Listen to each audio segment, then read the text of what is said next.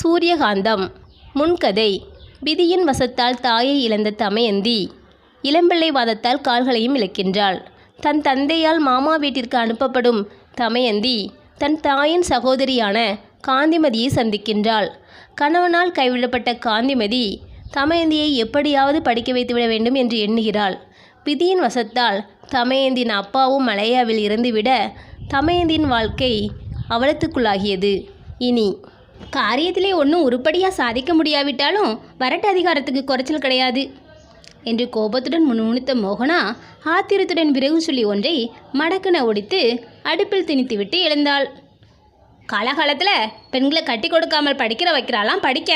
பெரிய செல்வச்சி வாங்க எல்லாம் படிக்க வைக்க திண்டாடி திணிறி போகிற இந்த காலத்தில் ஒரு நாள் சோத்துக்கு விதி இல்லாதனா படிக்க வைக்கிறதான் ரொம்ப நல்லாத்தான் இருக்கிறது என்று தொடர்ந்தாற்போல் உச்சஸ்தாயியில் இறைந்தான் நமச்சிவாயம். வயது ஆகியும் அமிர்தத்திற்கு அண்ணனை எதிர்த்து பேச சிறிதும் தைரியமே கிடையாது. எனவே அவன் கூறியவற்றை அவள் மௌனமாக கேட்டுக்கொண்டிருந்தாள். தாயாருக்கு குடிக்க வெந்நீரை பாத்திரத்தில் எடுத்துக்கொண்டு வந்து தரையில் வைத்த மோகனா மாமனை பார்க்கவும் மனமில்லாதவள் போல் சரையென திரும்பி சமையலறைக்குள் சென்று விட்டாள். அப்பவே போன வருஷமே கட்டி கொடுத்துடுன்னு அடிச்சுக்கிட்டேன். என் பேச்சை காதில் போட்டுக்கவில்லை. உன் பெண்களுக்கு வயசு கொஞ்சமாக ஆகுது. முன்காலமாக இருந்தால் இவங்க 2 பேருக்குமே மருமகன்கள் வந்திருப்பார்கள் என்று கோபித்து கொண்டான் நமச்சிவாயம். என்ன அண்ணா பண்ணுகிறது? தக்க இடத்தில் தானே கொண்டு கொடுக்க முடியும். படித்த பெண்கள், அதுகளுக்கு இஷ்டமில்லாத வர்ணிக்கெல்லாம் கட்டி வைக்க முடியுமா? நீங்கள் நல்ல இடமாக பார்த்து கொண்டு வருகிறதை நானா வேண்டாம்னு தடுக்கிறேன் என்றாள் அமிர்தம் சலிப்பாக. நான் கொண்டு வந்த வரன் ஏதாவது உனக்கு பிடிச்சாத்தானே? உனக்கு பிடிச்சா உன் மகளுக்கு பிடிச்சாத்தானே? படித்து விட்ட கர்வத்திலே அதுதான் தலை கொள்ளாமல் நிற்கிறதுகள். எங்கேயாவது போய் நல்ல இடமா பார்க்கலாம்னா வயசு 25ஆவதுன்னு கேட்டுவிட்டு பிள்ளை விட்டவங்க மூச்சை போட்டு விழுறாங்க. இந்த 2க்கும் சுத்த தரித்திரம் பிடிச்ச ஜாதகமாலாம் இருக்குது. அறியாத சின்ன வயசுலேயே அப்படி முழுங்கிட்டதுங்க. இதுங்க பேரை சொல்லி ஏதாவது ஆரம்பித்தாலும் முற்பட்டால் தானே. 3 நாளைக்கு முன்னாடி ஒரு முக்கிய வரனை உத்தேசித்து வெளியூருக்கு புறப்பட்டு போனேன். புறப்படுற செய்ய சின்ன சனியன் தும்மிச்சு. அப்போவே காரியம் கைகூடாதுன்னு தெரியும். அதுபடியே அந்த வரனுக்கு வேறு இடத்திலே கல்யாணம் நிச்சயமாகி விட்டதாம் என கூறி மூச்சு வாங்க நமச்சிவாயம் நிறுத்தினான். காப்பியை கலந்து கொண்டு வந்து வெறுப்புடன் மாமன் அருகில் வைத்த மோகனா எரிச்சலுடன், போதும் மாமா, நீங்கள் வரன் தேடி கல்யாணம் செய்து வைக்கவில்லைன்னு நாங்கள் இங்கே ஒன்றும் அழுதுகிட்டு கிடக்கவில்லை. வந்தது மறாததுமா பெரிய கூப்பாடு போடாதீங்க என்றாள். பாத்தியா பாத்தியா, இந்த வாண்டு குட்டி என்னை அதட்டுகிறது. இந்த மாதிரி வாயாடுகளை கட்டிக்கிட எவனும் பயப்படத்தானே செய்வான். இதுகளுக்கு நீ கொடுக்குற இடத்திலே வர வர என்கிட்ட மரியாதை கூட இல்லாமல் போயிடுச்சு. இப்படி உன் பெண்கள் என்னை வயது காலத்திலே அதட்டி உருட்டி பேசுறதுன்னு ஆயிட்டா நான் இந்த வீட்டிலே ஒரு கணம் கூட இருக்க மாட்டேன், சொல்லிவிட்டேன் என்று கோபத்துடன் நமச்சிவாயம் பயமுறுத்தினான். மகளையும் கோபித்து கொள்ள முடியாது. அண்ணனது மனஸ்தாபத்திற்கு பெயர்ந்து அமிர்தம்மாளின் நிலை மிகவும் தர்ம சங்கடமாக இருந்தது.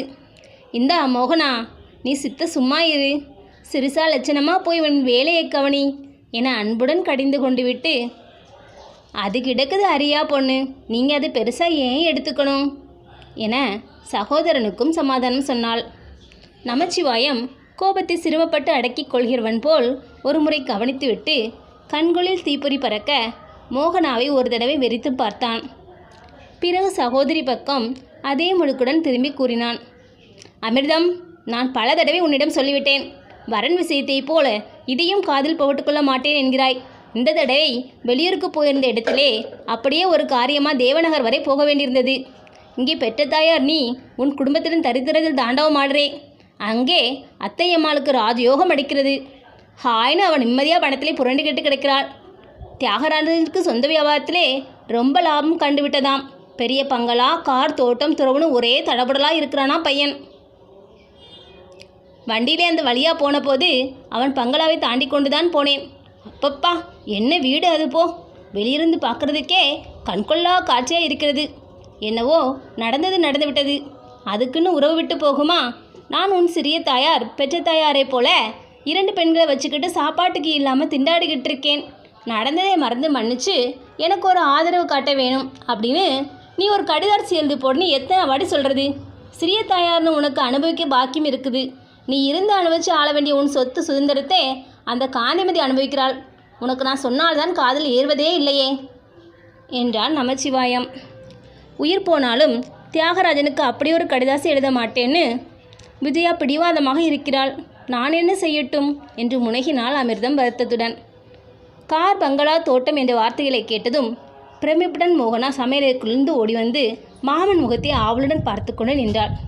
அண்ணன் தியாகராஜன் தேவை நகரில் பிரபல வர்த்தகனாக செல்வந்தத்தில் புரண்டு கொண்டிருக்கையில் அதை பகிர்ந்து கொள்ளாது தரித்திரத்தில் ஏன் உழல வேண்டும் என்று அவள் மனம் துடியாக துடித்தது. உனக்கு சொந்த புத்தி கொஞ்சமும் கிடையாது. விஜயா ரொம்ப உலகத்தை கண்டுவிட்டவள் போல புத்தி சொல்ல வந்துவிட்டாள். அவள் பேச்சை கேட்டியாக்கும். இன்னைக்கு நான் சொல்கிறபடி ஒரு கடிதாசி எழுதி போடு. என்ன இருந்தாலும் நீ தாய் இல்லையா? அவளை தவிக்க விட்டு வேடிக்கை பார்ப்பானா மகன் என்று கூறிய நமச்சிவாயம், நீங்கள் சொல்கிறபடி ஒரு நாளும் நடக்கப் போவதில்லை. ஏன் மாமா, அம்மாவுக்கு அந்த தவறான உபதேசம் என்று ஏளனமாக பதிலளித்த குரலை கேட்டு திடுக்கிட்டு திரும்பினான். சத்தமிடாது உள்ளே வந்து நின்ற விஜயா மாமனை ஒருமுறை அலட்சியமாக பார்த்துவிட்டு தாயின் அருகில் வந்தாள். அம்மா, மாமாவின் பேச்சை கேட்டு நீங்கள் அவ்வாறு கடிதம் எழுதி போடாதீர்கள். அண்ணாவிடம் உதவி கேட்க நமக்கு என்ன உரிமை இருக்கிறது? அவர் படிப்பிற்கோ முன்னுக்கு வந்து தொழிலில் அபிவிருத்தி அடைவதற்கோ நாம் அவருக்கு என்ன உதவி செய்திருக்கிறோம்? நம்மை வைத்து காப்பாற்றுவதற்கு அவர் எந்த விதத்தில் கடமைப்பட்டிருக்கிறார்? அந்த காலத்தில் நீங்கள் நடந்து கொண்ட விதம் மறந்துவிட்டதா என்று அவர் திருப்பி கேட்டுவிட்டால் அந்த அவமானத்தை எப்படி அம்மா நாம் சகிப்போம்? பங்களா, பணம், பதவி, அந்தஸ்து இவைகள் வாழ்க்கைக்கு தேவை என்றாலும் தன் மதிப்பை காட்டிலும் இவைகள் உயர்ந்தவையா? பட்டினியால் இறந்தாலும் சரி அம்மா, நாம் சுயமதிப்பை கெடுத்து கொண்டு போய் யாசகம் கேட்பது தவறு. இதற்கு ஒரு நாளும் நான் சம்மதிக்க மாட்டேன். உங்களுக்கு என்ன குறை வந்துவிட்டது? நான் உயிர் உள்ளவரை எப்படியாவது பாடுபட்டு இந்த குடும்பத்தை வைத்து காப்பாற்றுவேன். பெண் குழந்தையானாலும் கஷ்டப்பட்டாவது குடும்பத்தை காப்பாற்றுகிறாளே என்று நீங்கள் பெருமைப்பட்டு கொள்வதை விட்டுவிட்டு இல்லாத தவறான யோசனை எல்லாம் செய்கிறீர்கள். இது நியாயமா என்று உணர்ச்சி வசப்பட்டு மூச்சு விடாமல் பேசினாள் விஜயா. கோபத்தை தாழ முடியாத நமச்சிவாயம் துள்ளி கொண்டு எழுந்து உட்கார்ந்திருந்தான். உன்னாலே உங்கம்மா ரொம்ப பெருமைப்பட்டு கொள்ள வேண்டியதுதான். நீ பண்ணுகிற காரியம் எங்களுக்கு தெரியாதுன்னு நினச்சி ரொம்ப துள்ள வேண்டாம். உன் அண்ணனுக்கு காகிதம் எழுதுகிற சங்கதியை அப்புறம் பேசிக்கலாம். முதல்ல நான் கேட்ட கேள்விக்கு பதில் சொல்லு. கொஞ்சம் முன்னாடி நடுவீதியில் நின்றுக்கிட்டு பேசிக்கொண்டிருந்தேயே, அவன் யார் என்று உக்கிரமாக அதட்டினான். அவமானத்தினால் விஜயா ஒரு கணம் உடல்குன்றி போனாள். குப்பன அவள் முகம் வியர்த்தது, நெஞ்சு துடித்தது. ஆத்திரமும் துயரமும் தாழாது அவளது உதடுகள் துடித்தன. யார் அவன்? குடும்பத்து மானத்தை குலைக்க எப்போதிருந்து இந்த காரியம் செய்ய ஆரம்பித்தாய்? பதில் சொல். இந்த வீட்டில் உன்னை அடக்கியால நான் ஒருத்தன் உயிருடன் இருக்கிறது ஞாபகம் இருக்கட்டும் என்று வலதுகாலை கையை ஆட்டியபடி கர்ஜித்தான் நமச்சிவாயம். அடிபட்ட பெண் புலி போல் கோபத்துடன் மாமாவின் பக்கம் விஜயா திரும்பினாள். மாமா, நிறுத்துங்கள். தாறுமாறாக பேசுவதை இத்துடன் நிறுத்தி கொள்ளுங்கள். நான் வயது வந்த பெண். என் வாழ்க்கையை இஷ்டப்படி வகுத்துக்கொள்ள எனக்கு உரிமை உண்டு. நான் என்ன செய்தேன்? யாருடன் பேசினேன்? எவ்வாறு நடந்து கொண்டேன் என்று என் நடத்தையை பற்றிய பேச நீங்கள் யார் என்று படபடப்பாக கேட்டாள். நான் யாரா? பேஸ், அப்படியும் ஒரு போடு போட்டியே. நான் இல்லாத போனா நீ இருந்த இடம் புல்முளைச்சி போயிருக்கும் தெரியுமா என இகழ்ச்சியாக பதிலை கேட்ட நமச்சிவாயம் மேலே தொடர்ந்தால் போல் பேசுமுன் விஜயா குறுக்கிட்டாள். நீங்கள் இந்த குடும்பத்திற்கு எவ்வளவு செய்திருக்கிறீர்கள்? ஒரு பாவம் அறியாத என் அத்தை மீது வீண்பழி சுமத்தி வீட்டை விட்டு அடித்து விரட்டினீர்கள். பச்சை பாலகலான அண்ணனை அறியா வயதிலேயே அன்பாக நடத்துவதை விட்டுவிட்டு இம்சை செய்து வீட்டை விட்டு ஓடச் செய்தீர்கள். உலக நாணமில்லாத என் தாயை இஷ்டப்படியெல்லாம் ஆட்டி வைத்து இருந்த கொஞ்ச நஞ்சம் சொத்தையும் விற்று ஏப்பம் விட்டுவிட்டு எங்களை நடுத்தெருவிலே நிற்கதியாக்கி விட்டீர்கள். எங்கள் அத்தையையும் அண்ணனையும் வீட்டை விட்டு விரட்டியது போதாதென்று இப்போது மகளையும் வெளியே அடித்து துரத்த வந்திருக்கிறீர்களா? உங்கள் வித்தையும் வாய்வீச்சும் நீ இங்கே பழிக்காது. இந்த மாதிரி அடித்து கெடுத்து கொண்டு இங்கே அரை நிமிஷம் கூட நீங்கள் இருக்க நான் அனுமதிக்கப் போவதில்லை. இந்த முறை இந்த வீட்டை விட்டு வெளியேற போகிறது நீங்கள் தான். என் தாயின் சகோதரன் என்பதை தவிர உங்களுக்கு என்ன சம்பந்தம் வைத்து கிடைக்கிறது? இது என் வீடு என்பது ஞாபகம் இருக்கட்டும். கைவிரல்கள் உடைய நாள் முழுவதும் தாய் படித்து கொண்டு வந்து இந்த குடும்பத்தை நடத்துகிறேன் மாமா. அது உங்களுக்கு அறிவுக்கு உதயமாகட்டும். பொறுப்பில்லாமல் உங்களைப் போல ஆண் பிள்ளைகள் சமூகத்திலே குடும்ப கவலையற்றி திரிவதால் தான் என்னைப் போல பெண்கள் உத்தியோகம் செய்ய கிளம்ப வேண்டியிருக்கிறது. இன்னொரு முறை பெண்கள் படிப்பதையும் உத்தியோகம் செய்வதையும் இழிவாக பேசுங்கள், பிறகு சொல்கிறேன் என்று உணர்ச்சியுடன் படபடத்த விஜயா பெருமூச்சு வாங்க தாயின் பக்கம் திரும்பி, அம்மா, என்ன ஆனாலும் சரி, அண்ணனுக்கு கடிதம் போட்டு நீங்கள் உதவி கேட்கவே கூடாது. அப்படி செய்தால் கோயில் தெப்பக்குளத்திலே என் பிணத்தை தான் பார்ப்பீர்கள். என்றாள் தீர்மானமாக. அத்தியாயம் 22. நாளுக்கு நாள் அபிவிருத்தி அடைந்து கொண்டு வளர்ச்சிட்டு கொண்டு போன அருணோதய ஆசிரமம் இப்பொழுது பார்வைக்கு முற்றிலும் மாறுபட்டிருந்தது. எந்த நிமிஷமும் இடிந்துவிட தயாராக இருந்த பழைய ஆபீஸ் கட்டிடம் இருந்த இடத்திலே இப்பொழுது வானை அளாவும் 2 அடுக்குமாடி கட்டிடம் ஒன்று காணப்பட்டது. தலைமை உபயத்தியாயினி என்ற பித்தளை தகடு பதித்த அந்த அரைக்கதவுக்கு பின்னால் நின்று கொண்டிருந்த டவாலி சேவகன் இப்பொழுது மாறி போயிருந்தான். பழைய சேவகனைப் போல முக்காலி மீது அமர்ந்து அடிக்கொரு தடவை அரை தூக்கத்தில் ஆடி விழுந்து கொண்டிருக்காமல், பெரிய கோட்டையின் வாயிற்கதவை யுத்த காலத்தில் கருத்துடன் காவல் காத்து கொண்டிருக்கும் ராஜ விசுவாசமிக்க காவலாளி போல் சுற்றிலும் கவனமாக பார்த்து கொண்டு வராந்தாவில் முன்னும் பின்னும் உலாவிக் கொண்டிருந்தான். அது சமயம் முன்புற தோட்டத்து நடைபாதையில் சப்தமிடாது வேகமாக ஒரு கார் வந்து நின்றது. கதவை திறந்து கொண்டு டிரைவர் ஆசனத்தில் தூங்கிய மனிதனை கண்டதும் டவாலி சேவகன் உலாவுவதை நிறுத்திவிட்டு இராணுவ மோஸ்தரில் ஒரு சலாம் வைத்தான். மடிப்பு களையாத ஆங்கில உடையில் வந்திருந்த அந்த மனிதன் சட்டை பையில் இருந்த கைக்குட்டை எடுத்து முகத்தை துடைத்து கொண்டான். உள்ளே போகலாமா என மெல்லிய குரலில் வினவினான். அம்மா ஓய்வாத்தான் இருக்கிறாங்க, போகலாம் என்று பதிலளித்த சேவகன் தனக்குள்ளே அர்த்தபாவத்துடன் லேசாக புன்முறுவலித்து கொண்டு வந்த மனிதன் உள்ளே போக கதவை திறந்து வழிவிட்டார். டக் டக் என ஒலித்த பாதரசி ஓசைகளை கேட்டதும் கையில் இருந்த காகித கத்தைகளை மேசை மீது வைத்துவிட்டு தமையந்தி நிமிர்ந்தாள். பட்டு பூச்சிகளின் சிறகை போல் அவளது கண்ணிமைகள் மகிழ்ச்சியினால் மெல்ல துடித்தன. ரோஜாவை ஒத்த அவளது மெல்லிய அதரங்களின் மீது ஒரு சிறு புன்னகை உதயமாயிற்று. ராஜ், நீங்கள் வருவதற்குள்ளே நான் கிளம்ப தயாராகி விட வேண்டும் என்று அவசர வேலையை கவனித்தும் கொஞ்சம் பாக்கியிருக்கிறது. இதோ வந்துவிட்டேன், உட்காருங்கள் என்று அவனை வரவேற்றாள். சில நாட்களாக ஏற்பாடு செய்து கொண்டிருந்த அந்த பங்களாவை இன்று விலைக்கு பேசி முடித்து தீர்த்துவிட்டேன். தொழிற்சாலைக்கு அருகில் உள்ள அந்த பங்களாவின் மீது எனக்கு கொஞ்ச காலமாக ஒரு கண் இருந்தது என்பது உனக்கு தெரியுமே.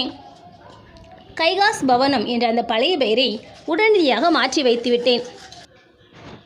இன்னைக்கு வெள்ளிக்கிழமை, வார விடுமுறைக்காக தமையந்தி இங்கே நம்முடன் தங்க கிளம்பிக் கொண்டிருப்பாள். சீக்கிரம் போய் அழைத்து வா. அவளும் இதை பார்த்து அபிப்பிராயம் சொல்லட்டும் என்று ஒரே அடியாக உத்தரவு போட்டு என்னை அனுப்பியிருக்கிறார்கள். நீ என்னவென்றால் புறப்பட இன்னும் தயாராகவில்லை. நாம் வரும் ஒவ்வொரு தடவையும் நீ இப்படித்தான் வேலை வேலை என்று கொஞ்சம் தாமதம் செய்ய தவறுவதில்லை என்று ஒரே மூச்சில் பேசிவிட்டு எதிரே கிடந்த ஆசனத்தில் அமர்ந்து கொண்டான். நீங்கள் சொந்தமாக பங்களா வாங்கிவிட்டதை பற்றி ரொம்ப சந்தோஷம் ராஜ். உங்களுடைய முன்னேற்றம் எனக்கு மிக்க மகிழ்ச்சியளிக்கும் விஷயம் என்பதை சொல்லவா வேண்டும்? ஒரு நிமிஷம் பொறுங்கள், வந்துவிட்டேன் என்று மகிழ்ச்சியுடன் பதிலளித்த தமையந்தி மேஜின் மீது கிடந்த காகித கத்தைகளை எடுத்து உள்ளறையில் வைத்து பூட்ட ஆரம்பித்தாள். தியாகராஜன் கைக்குட்டையால் மீண்டும் முகத்தை நாசுக்காக துடைத்து கொண்டான். அதனின்று எழுந்த நறுமணம் அரை முழுதும் வினாடி பொழுதில் வியாபித்து கொண்டதை உணர்ந்த தமையந்தி நெற்றியை சுருக்கி கொண்டு என்று பரகாச பாவத்தால் பெருமூச்செறிந்தாள். கலாசாலை படிப்பின் மீது நம்பிக்கை இல்லாத தியாகராஜன் ஹைஸ்கூல் படிப்பிற்கு பிறகு கல்வி ஸ்தாபனங்களுக்கு ஒரு முழுக்கு போட்டுவிட்டு தொழிலில் அமர்ந்து விட்டான். காந்தியமதியமால் எவ்வளவோ எடுத்து உபதேசித்தும் ஒரேபடியாக அவன் கல்லூரிகளை திரும்பி பார்க்க மறுத்து விட்டான்.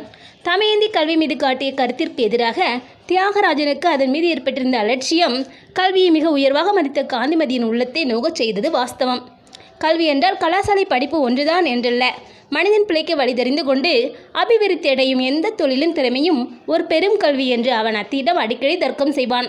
அதை உண்மை என்று நிரூபிப்பவன் போல் 10 வருஷங்களுக்கு முன்பு தேவநகரில் பிரபலமாக இருந்த பென்சில் கம்பில் ஒன்றில் மாதம் 30 ரூபாய்க்கு ஒரு சாதாரண தொழிலாகிய சேர்ந்தான். 2 வருஷங்களில் தொழிலில் ஏற்பட்ட தனித்திறமையினால் உதவி மேனேஜர் பதவிக்கே வந்துவிட்டான். தொழிலின் நுட்பங்களை விரைவில் கிரகித்து கொண்டு விட்டதனால் அதிக நாட்கள் அந்த கம்பெனியிலே உத்தியோகம் வகிக்காது அதனின்றி விலகிக்கொண்டு சொந்தமாக பென்சில் தயாரிக்கும் தொழிலை ஸ்தாபிக்க துவங்கினான். காந்திமதி அம்மாள் பால் விற்று மோர் விற்று அரும்பாடுபட்டு சேர்த்து வைத்திருந்த 1000 ரூபாய்களை கடனாக வாங்கி கொண்டு தன் தொழிலை முதலில் ஒரு சிறு திட்டத்தில் ஆரம்பித்தான். 4-5 வருஷங்களில் அவன் தயாரித்த காந்தி மார்க் பென்சில்கள் மிகவும் பிரபலமடைந்து விட்டன. அவனது முன்னேற்றத்திற்கு யுத்த காலமும் ஓரளவு பெரும் உதவி செய்தது. ஒரு சில வருஷங்களில் இந்தியாவில் பல பெரிய நகரங்களில் காந்தி மார்க் பென்சிலின் பிரான்ச்சு கடைகள் ஏற்பட்டிருந்தன. தியாகராஜன் தனது 30வது வயதில் யாரும் அதிசயிக்கக்கூடிய அளவில் தொழிலில் முன்னேறியிருந்தான். தேவநகரில் சொந்தமாக அவனுக்கு 4 பங்களாக்கள் இருந்தன. கொடைக்கானலிலும் பெங்களூரிலும் வீடுகள் வாங்கியிருந்தான். தொழில் அபிவிருத்தியைப் போல அவனது தோற்றத்திலும் மிகவும் மாறியிருந்தான் என்பதை தமையந்தி நன்றாக உணர்ந்து கொண்டிருந்தாள். ஆரம்ப காலத்தை போன்று அவன் கதர்ச்சட்டியும் வேஷ்டியும் அணிவதை இப்போது விட்டிருந்தான். மடிப்பு கலையாத ஷூட் கோட், டை என்ற ஆங்கில நாகரிக உடை மீது அவனது கவனம் திரும்பியிருந்தது. தனியாக உயர்ந்த கடையிலிருந்து தருவித்த சிகரெட்டுகளை அவன் பிடிக்க விரும்பினான். வெளியூர் சென்று தங்கினால் மிக பிரபலமான ஹோட்டல்களில்தான் வசிக்க அவனுக்கு பிடித்தது. ஆடையில், தோற்றத்தில், பேச்சில் எல்லாவற்றிலும் ஆடம்பரம் துணித்ததை தமயந்தி கவனித்து கொண்டுதான் இருந்தாள். சின்னஞ்சிறு வயதில் அவளுக்கு சமமாக உட்கார்ந்து கொண்டு பொம்மையை வைத்து விளையாடிய அந்த சிறுவனுக்கும் அத்தர்மணம் வீசும் கைக்குட்டையால் முகத்தை துடைத்து கொண்டு தன்முன் வீற்றிருக்கும் உல்லாச பழக்க வழக்கங்கள் நிறைந்த மனிதனுக்கும் எவ்வளவு வித்தியாசம் இருக்கிறது! காலமும் செல்வ நிலையும் மனிதர்களை எவ்வாறு மாற்றிவிடுகின்றன என தனக்குள்ளே அதிசயித்த வண்ணம் அவள் தன் காரியங்களை கவனித்து கொண்டிருந்தாள். ஏன் முகத்தை சொல்லிக்கிறாய் தாமா? இந்த மனம் உனக்கு பிடிக்கவில்லையா? காஷ்மீரத்திலிருந்து என் நண்பன் ஒருவன் கொண்டு வந்த களப்பற்ற ரோஜா அத்தர். உனக்காக கொஞ்சம் ஒரு சீசாவில் தனியாக எடுத்து வைத்திருக்கிறேன். என்ன இனிமையான மனம் என்று கூறிய தியாகராஜன் விளையாட்டாக கைக்குட்டையை அவள் முகத்தின் மீது வீசினான். தலையை பின்னிக்கிழித்து கொண்டு எழுந்து நின்று தமயந்தி, ராஜ், இத்தனை வயதாகியும் இன்னும் உங்களுக்கு விளையாட்டு குணம் போனபாடில்லை. யாராவது பார்த்தால் என்னை பற்றி தவறாக எண்ணிக்கொள்வார்கள். சரி, வீட்டிற்கு கிளம்புவோம் என்றாள். தியாகராஜன் பழையில் இழுக்காது சட்டென்று எழுந்து அருகில் வைத்திருந்த தோள்பட்டியை எடுத்துக்கொண்டான். தமயந்தி மெல்ல நிதானமாக நடந்து அவன் பின்னால் சென்றாள். ஆடம்பரமான அவனது ஆடை அலங்காரத்திற்கு முன்னால் தமயந்தியின் தோற்றத்தில் எளிமை பன்மடங்காக காணப்பட்டது. வெண்ணிற மெல் புடவையும் அதற்கேற்ற சிவப்பு நிற சோழியும் அன்று அவள் அணிந்து கொண்டிருந்தாள். கழுத்திலே மெல்லியதொரு பொன் சங்கிலியும் கைகளில் ஒரு வளையலும் தான் அவள் அணிந்திருந்த ஆபரணங்கள். நெற்றி மீது காற்றுடன் மோதிக்கொண்டு தவழ்ந்த தன் சுருண்ட கூந்தலை பின்னால் மடித்து கட்டியிருந்த முறை அவள் தன் தலையலங்காரத்தை பற்றி அதிகம் சிரத்தை காட்டவில்லை என்று அறிவித்து கொண்டிருந்தது. தமயந்தியுடன் பழகியவர்களுக்கும் அவளது நடையை கூர்ந்து கவனிப்பவர்களுக்கும் மட்டுமே தான் அவளது கால்களில் ஒன்று ஊனமானதை அறிந்து கொள்ள முடியும். தரை மீது பொருளும் அளவு புடவையை மிகவும் தாழ்வாக அவள் உடுத்தியிருந்ததால் வியாதியால் நலிந்திருந்த அவளது பாதத்தை யாரும் சுலபத்தில் கண்டுகொள்ள இயலாதிருந்தது. மிகவும் நிதானமாகவும் சாமர்த்தியமாகவும் அவள் நடந்ததனால் வலது காலை சற்று தூக்கி அந்த பக்கம் சாய்ந்து நடப்பதை முதலாக அவளை காணும் யாரும் புரிந்து கொள்ள முடியாதபடி அவள் தன் ஊனத்தை மறைத்து கொண்டாள். காரில் தன் அருகே அமர அவளுக்கு உதவி செய்துவிட்டு டிரைவர் ஆசனத்தில் வந்து உட்கார்ந்து கொண்டான் தியாகராஜன். உனக்கு இன்று நான் கொடுக்கப் போகும் பரிசை நீ கட்டாயம் ஏற்க மறுக்கக்கூடாது. ரோஜா அத்தர் சீசாவை மறக்காமல் என்னிடமிருந்து பெற்றுக்கொள்ள வேண்டும் என்று கொஞ்சம் அதட்டலாக கூறிய தியாகராஜன் காரை தன் பங்களாவை நோக்கி செலுத்தி கொண்டே போனான்.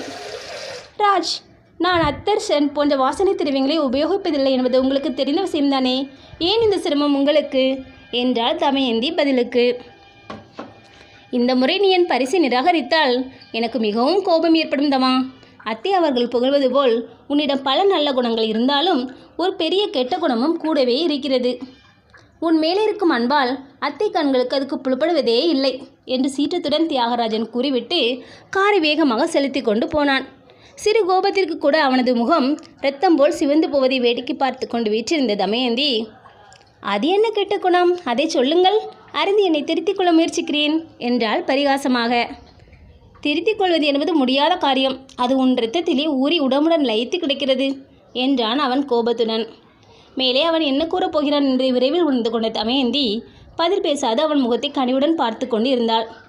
சமீப காலத்தில் அடிக்கடி அவனை சந்திக்க நேர்ந்த போதெல்லாம் தியாகராஜன் அவள் மீது சுமத்திய அந்த குற்றச்சாட்டு அவளுக்கு புதியதே அல்ல.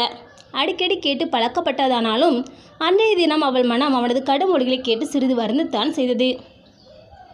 தியாகராஜன் வெகு நாட்களாக தான் அடக்கி வைத்திருந்த பலவற்றையும் ஒரேடியாக சொல்ல விரும்புகிறவன் போல் கோபம் தணியாத குரலில் மேலே படபடப்பாக பேசலுற்றான். பிரம்மாண்டமான பங்களா, நினைத்த இடம், செல்ல சௌகரியம் நிறைந்த கார்கள், ஏவதை செய்ய வேலைக்காரர்கள் என பல அனுகூலங்கள் இருந்தும் நீ எங்களுடன் வசிக்க மறுத்து இந்த ஆசிரமத்திலே தங்கியிருப்பது உனக்கு நன்றாக இருக்கிறதா என்று யோசித்துப்பார். என் விஷயத்தில் உனக்கு ஏன் இந்த வேற்றுமை? நான் உனக்கு அந்நிய மனுஷனா அல்லது அத்தை தான் உனக்கு வேற்று மனுஷியா? எவ்வளவோ முறைகள் வேண்டியும் 75 ரூபாய் சம்பளத்தை பெரிதாக கருதி என் வேண்டுகோளை மறுத்து நீ இங்கே கஷ்டப்பட்டு கொண்டு வசிப்பது என்னை வேண்டுமென்றே தண்டிப்பது போலிருக்கிறது. அதைத்தான் சொல்ல வந்தேன். உண்மையை ஒப்புக்கொண்டு உதவி ஏற்றுக்கொள்ள மனமில்லாத ஒரு போலி கர்வம் உன் வாழ்வை குலைக்கும் இந்த கெட்ட குணம் என்றுதான் போகுமோ தெரியாது என்றான். என் உடலில் ஊறி கிடக்கிறது என்று சொல்லிவிட்டீர்களே, அது எங்கே நீ போகப் போகிறது ராஜ்? மீண்டும் மீண்டும் கூறியதே இன்னும் திருப்பிச் சொல்கிறேன். உங்கள் கோபம் மிகவும் அர்த்தமற்றது என்று புரிந்து கொள்ளுங்கள். நான் இந்த ஆசிரமத்திற்கு சிறிது ஏன் மிகவும் கடமைப்பட்டிருக்கிறேன் என்பது தங்களுக்கு மறந்துவிட்டதா? கலாசாலை படிப்பிற்கு வேண்டிய பணம் அத்தையிடம் இல்லாத சமயம் எனக்கு ஆசிரமம் உபகார சம்பளம் கொடுத்து உதவியதல்லவா? அதற்கு பதிலாக நான் பட்டம் பெற்று உபாத்தியாயினி ஆனதும் இந்த ஆசிரமத்துக்கு சில வருஷங்கள் குறைந்த சம்பளத்தில் உழைக்க ஒப்புக்கொண்டிருந்தேன். ஆசிரமத்துடன் ஏற்பட்ட எனது ஒப்பந்தம் முடிய இன்னும் 1.5 வருஷம் இருக்கிறது. அதுவரை என் கடமை நான் எப்படி உதற முடியும் என்று நிதானமாக கேட்டாள். இதுதான். இப்படி என்றால் நான் கொடுக்கும் பரிசுகளை எல்லாம் ஏதாவது சாக்கு சொல்லி வேண்டாம் என்று புறக்கணித்து விடுவாய். போன மாதம் டெல்லியிலிருந்து நான் வாங்கி வந்த பட்டுச்சேலையை வேண்டாம் என்று ஏற்க மறுத்துவிட்டாய். உனக்காக ஆசையுடன் நான் செய்து தந்த முத்து நெக்லஸ் கையால் தொடக்கூட மறுத்துவிட்டாய். ஆடம்பரமான ஆடை, விலை உயர்ந்த நகை இவைகளை அணிந்து கொள்ள பிடிக்காது என்று விவாதிக்கிறாய். போலியான ஒரு கர்வம் என்பதை தவிர இதை நான் வேறு என்னவென்று எடுத்துக்கொள்வது என்று அதட்டி கேட்டான் அவன். சிறு வயதிலிருந்து தியாகராஜன் மீது ஏற்பட்டிருந்த தவிர்க்க முடியாத பாசம் சமீப வருஷங்களில் நீக்க முடியாத பெரும் நேசமாக தமயந்தியின் உள்ளத்திலே மாறிவிட்டிருந்தது. தன் உயிருக்கு மேலாக அவனை அவள் காதலித்தாள். எனினும் தன் மீது அத்தகைய சமமான ஒரு பாசம் அவனுக்கு ஏற்பட்டிருக்கிறது என்பதை அறிந்து கொள்ளும் வரை அவன் அளித்த பொருட்களை ஏற்பது முறையாகாது என்பது அவளது கொள்கையாக இருந்தது. ஆகவே அவள், ராஜ், உங்களுக்கு என்ன சொன்னாலும் புரியாது. ஏன் வீண் விவாதம்? விட்டு தள்ளுங்கள் அதை என்றாள் பெருமூச்சுடன். கடைசியாக, உன்மீது எனக்கு ஏற்பட்டிருக்கும் ஒரு அதிருப்தியும் கூறிவிடுகிறேன். கல்கத்தாவில் ஒரு பிரபல குஜராத்தி டாக்டர் ஒரு பெரிய நர்சிங் ஹோம் திறந்திருக்கிறார் என்று போன தடவை சந்தித்த பொழுதே சொன்னேன். அதை பற்றி கேட்க நீ சற்றாவது சிறுத்தி காட்டினாயா என்று அதிருப்தியுடன் வினவினான். சங்கோஜத்தினால் தமையனின் முகம் லேசாக சிவந்து போயிற்று. அதை பற்றி இப்பொழுது என்ன என்று தடுமாற்றத்துடன் வினவினாள். அதை நான் எதற்கு சொல்ல வந்தேன் தெரியுமா? அந்த டாக்டர் மிகவும் திறமை வாய்ந்த பெரிய சர்ஜனாம். இளம்பிள்ளை வாதத்தினால் ஏற்பட்ட பலவித ஊனங்களையும் ரண சிகிச்சையால் நன்றாக குணப்படுத்தி விடுகிறாராம். நானும் அத்தையும் வெகு நேரம் நேற்று அதை பற்றி தான் பேசிக்கொண்டிருந்தோம். உனக்கு காலை குணப்படுத்த ஏற்படும் வைத்திய செலவு முழுவதையும் நான் சந்தோஷத்துடன் ஏற்க முன் வந்திருக்கிறேன். நீ மறுக்காது அந்த டாக்டரும் ரகன சிகிச்சை செய்து கொள்ள வேண்டும் என்று முடித்தான். ராஜ் என்று தமயந்தின் தொண்டையிலிருந்து எழுந்த குரல் துக்கத்தினால் தடைப்பட்டது. கண்களில் பொங்கிய நீரை சிரமத்துடன் அடக்கிக் கொண்டு, ஆபரேஷன் என்பதை பற்றி என்னிடம் இன்னும் ஒரு முறை பேச வேண்டாம் என்று மிகவும் வேண்டி கேட்டுக்கொள்கிறேன். என் காலில் ஏற்பட்டிருக்கும் ஊனம் உங்களுக்கு இரக்கத்தை உண்டாக்கும் அளவு அவ்வளவு பயங்கரமாகவா தெரிகிறது? என்னுடைய விதி என்னை அப்படி இருக்கும்படி சிறுவதியில் திட்டமிட்டதோ அவ்வாறே தான் என் வாழ்வு முடியும் வரை நான் இருக்க தீர்மானித்திருக்கிறேன் என்றால் சிறிது கோபத்துடன். இதை ஒரு போலிக்கர்வம் என்று சொல்லாது வேறென்ன சொல்வது என சீரிய தியாகராஜன் காரை பங்களா வாயிலில் கொண்டு நிறுத்தினான். உங்களுக்கு இதை பற்றி கூறினாலும் விளங்காது ராஜ். என் வாழ்க்கையில் யாரிடமும் பேச விரும்பாத விஷயம் என் கால் ஊனம். அதை யார் பேசினாலும் என் மனம் எப்படி துக்கத்தில் துடிக்கும் என்பதை உங்களால் உணர முடியாது.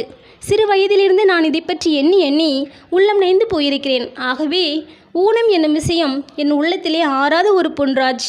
என்னை வெகுவாக அறிந்த தாங்கள் கூட அதை பற்றி பேசி என் மனத்தை புண்ணாக்குகிறீர்களே, இது தர்மமா என்று திணறியபடி கேட்டு தமயந்தி தன் இரு கரங்களாலும் முகத்தை மூடிக்கொண்டு விம்மி விம்மி அழ துவங்கினாள்.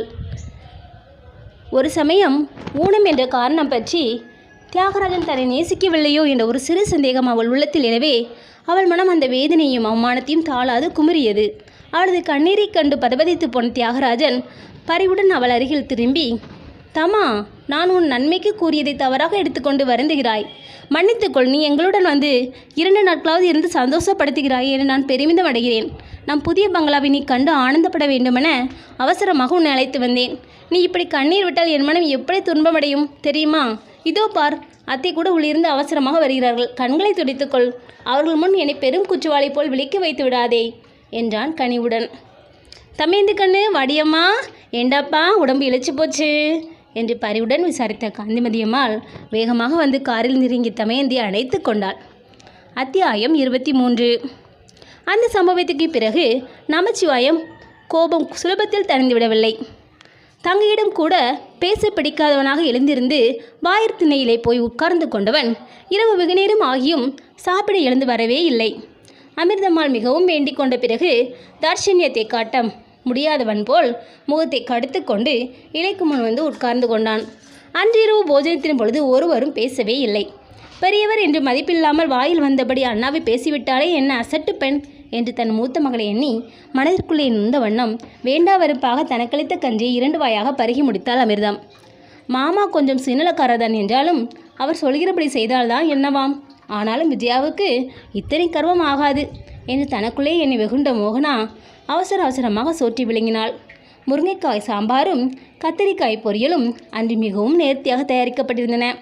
நமச்சிவாயத்துக்கு இருந்த மனநிலையில் அன்று விஜயாவின் சமையலை வழக்கம் போல நாக்கை சப்பு கொட்டி கொண்டு ருசி பார்த்து திருப்தியாக சாப்பிட முடியவில்லை. படுத்தி விட்டோம், 2 காசு சம்பாதிக்கிறோம் என்று இந்த பெண்ணுக்கு எவ்வளவு ஆணவம்! மட்டும் மரியாதை இல்லாமல் பேசிவிட்டாளே என்று நமச்சிவாயம் தனக்குள் எண்ணிய ஆத்திரத்தில் தத்தளித்து கொண்டிருந்தான். விஜயாவை பார்க்கும் பொழுதெல்லாம் ஜென்ம வைரியை பார்க்க நேரிட்டவன் போல் கோபத்துடன் உறுத்து விழித்தான். மாபாவின் சினத்தையோ தாயாரின் மனத்தாங்களையோ விஜயா பொருட்படுத்தவே இல்லை. நாளை விடிந்தால் மறுபடியும் வேலை தேடும் வேட்டை துவங்க வேண்டுமே. சீக்கிரம் நல்ல இடத்தில் ஒரு வேலை கிடைக்காவிட்டால் அடுத்த மாதம் குடும்ப செலவுகளை எப்படி நிர்வகிக்கப் போகிறோம் என்று எண்ணி உள்ளம் வருந்தி கொண்டிருந்தாள் அவள். அவளுக்கு இருந்த கவலைகளினால் அவளால் அன்றிரவு சரியாகவே சாப்பிட முடியவில்லை. சாயங்காலம் நடந்த குடும்ப பூசலினால் மன அதிர்ச்சி அடைந்து போயிருந்த தாயாரை இன்னமும் அவள் துன்பப்படுத்த விரும்பவில்லை. ஆகவே தனக்கு அன்றுடன் வேலை போய்விட்ட சங்கதியை அவள் தாயாரிடம் கூறவில்லை. விடிந்த பிறகு மெல்ல கூறிக்கொள்ளலாம் என்று பாலா விருந்து விட்டாள்.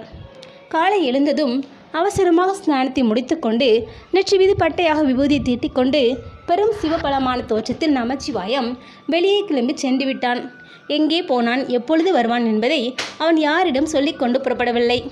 காலை ஆகாரத்துக்கு பிறகு மோகனா தாழ்வாரத்தில் ஒரு பாயை விரித்து கொண்டு புஸ்தக சுமைகளுடன் பரீட்சைக்கு படிக்க உட்கார்ந்து விட்டாள். ஆனால் அவளது சிந்தனை படித்து கொண்டிருந்த விஷயங்களின் மீது சிறிதும் லயிக்கவே இல்லை. புத்தகத்தின் ஒவ்வொரு பக்கத்திலும் அச்சு எழுத்துகளுக்கு பதில் அழகியதொரு பங்களாவும் பூந்தோட்டமும் தோன்றி மறைந்த வண்ணம் இருந்தன. உள்ளே அடுப்பை ஊதி சமையலுக்கு ஆயத்தம் செய்து கொண்டிருந்த விஜயா திரும்பி பார்த்த அவளுக்கு தமைக்கு மீது கோபம் பற்றி கொண்டு வந்தது. போலி கவரத்திற்காக எல்லோரையும் ஏழ்மையில் உழவ வேண்டும் என்று நிர்பந்திக்கிறாளே, புத்தி கெட்டவள் என்று மெல்ல முணுமுணுத்துவிட்டு புத்தகத்தின் ஏடுகளை ஆத்திரத்துடன் புரட்டி கொண்டிருந்தாள். கயிற்று கட்டிலின் மீது காலை நீட்டிக்கொண்டு கிழிந்த புடவை ஒன்றை தைத்து சரிபடுத்தி கொண்டிருந்த அமிர்தத்தின் கவனம் திடீரென சமையலறை பக்கம் சென்றது. விஜயா, இன்னும் என்னம்மா பண்ணிக்கிட்டு இருக்கிறே? மணி 10க்கு மேலே ஆயிடுச்சே, ஆபீஸுக்கு நேரமாகலையா என கவலையுடன் எச்சரித்தாள். தாயாருக்கு என்ன பதில் சொல்வதென்று சட்டென மகளுக்கு விளங்கவில்லை. வேலை போய்விட்டதென்று சங்கதியை சொல்லாமல் இனியும் ஒழித்து வைத்த பயனில்லை என்று தோன்றவே தயங்கியபடி அறையை விட்டு வெளியே வந்தாள். கயிற்று கட்டிலின் மீது காலை நீட்டிக்கொண்டு கிழிந்த புடவை ஒன்றை தைத்து சரிப்படுத்தி கொண்டிருந்த அமிர்தத்தின் கவனம் திடீரென சமையலறை பக்கம் சென்றது. விஜயா, இன்னும் என்னம்மா பண்ணிக்கிட்டு இருக்கிறே? மணி 10க்கு மேலே ஆயிடுச்சே, ஆபீஸுக்கு நேரமாகலையா என கவலையுடன் எச்சரித்தாள். தாயாருக்கு என்ன பதில் கூறுவதென்று சட்டென மகளுக்கு விளங்கவில்லை. வேலை போய்விட்டதென்ற சங்கதியை சொல்லாமல் இனியும் ஒழித்து வைத்து பயனில்லை என்று தோன்றவே தயங்கியபடி அறையை விட்டு வெளியே வந்தாள். கட்டிலின் காலை பிடித்து கொண்டு தரையில் அருகில் வந்து உட்கார்ந்து கொண்டு, அம்மா, நான் ஒரு சங்கதி சொல்லப் போகிறேன், பதறி போகாதீங்க, அப்படி தலைபோகிற விஷயம் இல்லை, இருந்தாலும் என்று மெல்ல ஆரம்பித்தாள். என்னவோ ஏதோ என்ற விஷயத்தை அறியும் முன் அமிர்தம் ஒரே பீதி வசப்பட்டு விட்டாள். அம்மா, எனக்கு நேற்றுடன் வேலை போய்விட்டது. 1 மாத சம்பளத்துடன் அந்த கம்பெனிக்காரர்கள் என்னை வீட்டுக்கு அனுப்பிவிட்டாங்க என்றால் துயரம் தோய்ந்த குரலில். அமிர்தத்தினால் உடனடியாக பேச முடியவில்லை. துக்கம் தொண்டை அடைத்து கொண்டு விட்டது. கண்களில் பொங்கிய கண்ணீர் தடைப்படுத்த முடியாத தாரையாய் கன்னங்களில் வழிந்தோடியது. வேலை போய்விட்டதா? அப்படி இருந்தும் மாமாவிடம் அவ்வளவு ஆர்ப்பாட்டமாக பேசினாயே. எனக்கு தெரியும், என் பரீட்சை சமயத்தில் இந்த இளவு வீட்டில் இப்படி ஏதாவது நடந்து தொந்தரவு ஏற்படும் என்று சீற்றத்துடன் கேட்ட மோகனா புத்தகத்தை படபடவென்று மூடி வைத்துவிட்டு நிமிர்ந்து உட்கார்ந்து கொண்டாள். வேலை போய்விட்டதென்றால் ஏன் இப்படி நீ பதற்றமடைய வேண்டும் மோகனா? நீ வயதிலே சின்னவள் என்று நான் கட்டுப்பட்டு போகிறேன். நான் அம்மாவிடம் பேசும் சங்கதிகளில் நீ தலையிட தேவையில்லை. உன் காரியங்களை கவனித்து கூட சித்த சும்மா இரு என்று தங்கையை அதட்டினாள் தமக்கை. குரோதம் பொங்கி வழிந்த கண்கள் இரண்டையும் உருட்டி விழித்த மோகனா ஆத்திரம் தாளாது உரத்த குரலில், இந்த குடும்பத்து விகாரங்களில் அபிப்பிராயம் சொல்ல எனக்கும் உரிமை உண்டு. நான் விவரம் தெரியாத பச்சை குழந்தை அல்ல. ஆனாலும் விஜயா, உனக்கு ரொம்ப கர்வம். ஏதோ இந்த குடும்பத்துக்கு 2 காசு சம்பாதித்து கொண்டு வந்து போடுகிறாய் என்பதற்காக நீ எங்கள் எல்லோரையும் அடக்கி ஆள முயற்சிக்கிறாய். அடிக்கடி நாங்கள் உனக்கு எவ்வளவு தூரம் கடமைப்பட்டிருக்கிறோம் என்பதை வார்த்தைகளால் சுட்டி காட்டுகிறார். மாமாவுடைய வயது என்ன? அவர் அந்நாளில் நமக்கு செய்த உபகாரம் என்ன? அதையெல்லாம் கொஞ்சம் கூட சிந்திக்காமல் நேற்று அவரை எவ்வளவு அவமானப்படுத்தி பேசினாய். அம்மாவுக்கும் மாமாவுக்கும் எதிராக தவறாக உபதேசம் செய்கிறாய். உன் போலி கௌரவத்திற்காக நாங்கள் நாசமடைய வேண்டும் என்று ஆசைப்படுகிறாய். ஏது இந்த வீட்டுக்கு நீ பெரிய சர்வாதிகாரியாய் இருக்கிறாயே? அப்பப்பா, சகிக்கவே இல்லை என்று கத்தினாள். தங்கையின் கொடுமையான சொற்கள் ஒவ்வொன்றும் ஈட்டிகள் போல் பாய்ந்து விஜயாவின் மென்மையான உள்ளத்தை நோகச் செய்தது. எனினும் அவள் சிரமப்பட்டு தன் கோபத்தை அடக்கி கொண்டு, மோகனா, என்றிலிருந்து உனக்கு மாமா மீது இவ்வளவு கருணையும் நன்றியும்? நீ தானா பேசுகிறாய் என்று கூட எனக்கு அதிசயமாக இருக்கிறதே என்றாள் ஏளனமாக. முகத்தை கோபத்துடன் சுளித்து கொண்ட மோகனா தாயின் பக்கம் திரும்பி, அம்மா, மாமா சொல்கிறபடி தான் நீ நடக்க வேண்டும். அக்காவின் உபதேசத்தை கேட்டு நாம் ஏழ்மையில் நாசமடைய ஒருபோதும் கூடாது. நான் சொல்கிறேன் கேளுங்கள். ஒரு கடிதம் போட்டு உதவி வாங்கி கொள்ள ஏற்பாடு செய்யுங்க. நான் வேணுமானாலும் கடிதம் எழுதி கொடுக்கிறேன். அதை விட்டு அக்கா சொல்கிறபடி நீங்கள் பேசாமல் இருந்தீங்கன்னா நாளைக்கு விடியறதுக்குள்ள என் பிணத்தை கோயில் தெப்ப குளத்திலே பார்ப்பீங்க என பயமுறுத்தலுடன் முடித்தாள். சாகப்போவதாக சொல்லி என்னாலும் தாயை பயமுறுத்த முடியும் என்கிற தோரணையில் அவள் தன் சகோதரியை ஒருமுறை உறுத்து பார்த்துவிட்டு முகத்தை மறுபுறம் திருப்பிக் கொண்டாள். மீதி கதை அடுத்த காணொளியில். நன்றி.